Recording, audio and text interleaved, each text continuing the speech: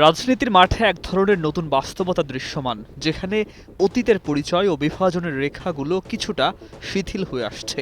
এমন এক সময়ে জাতীয় নাগরিক পার্টি এনসিপির আহ্বায়ক মোহাম্মদ নাহিদ ইসলামের বক্তব্য নতুন করে আলোচনার জন্ম দিয়েছে। তিনি জানিয়েছেন, অতীতে কেউ ছাত্রলীগ, ছাত্রদল কিংবা ছাত্র শিবিরের সঙ্গে যুক্ত থাকলেও যদি তারা এখন এনসিপির আদর্শ ধারণ করে কাজ করতে চান, তবে তাদের জন্য দলের দরজা খোলা।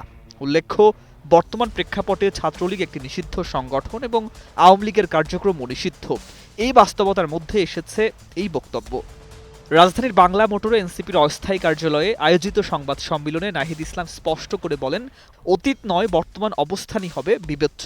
তবে তিনি একই সঙ্গে শর্ত জুড়ে দেন, ফ্যাসিবাদ, গণহত্যা, চাঁদাবাজি বা দুর্নীতির সঙ্গে জড়িত কেউ দলে জায়গা পাবে না। অর্থাৎ রাজনৈতিক পরিচয়ের চেয়ে ব্যক্তির ভূমিকা ও দায়বদ্ধতাকে প্রাধান্য দেওয়ার চেষ্টা করছে দলটি।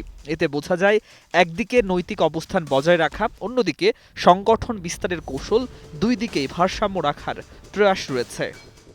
এই অবস্থানকে অনেকেই দেখছেন জুলাই গণঅভ্যুত্থানের পর উদ্ভূত নতুন রাজনৈতিক বাস্তবতার অংশ হিসাবে।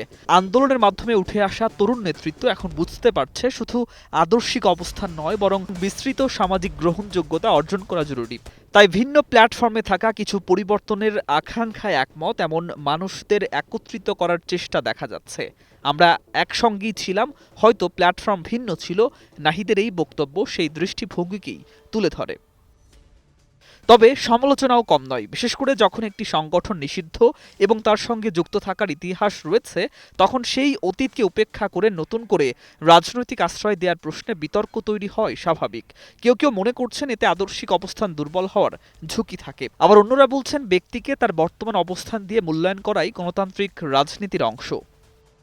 সবশেষ এনসিপির এই নরম অবস্থানকে একদিকে যেমন কৌশলগত অন্তর্ভুক্তিমূলক রাজনীতি বলা যায়, তেমনি এটি একটি বড় পরীক্ষাও। কারণ বাস্তবে কতটা দক্ষতার সঙ্গে দলটি অতীতের দায় ও বর্তমানের প্রতিশ্রুতির মধ্যে ভারসাম্য রাখতে পারে, সেটি নির্ধারণ করবে এই নীতির সফলতা।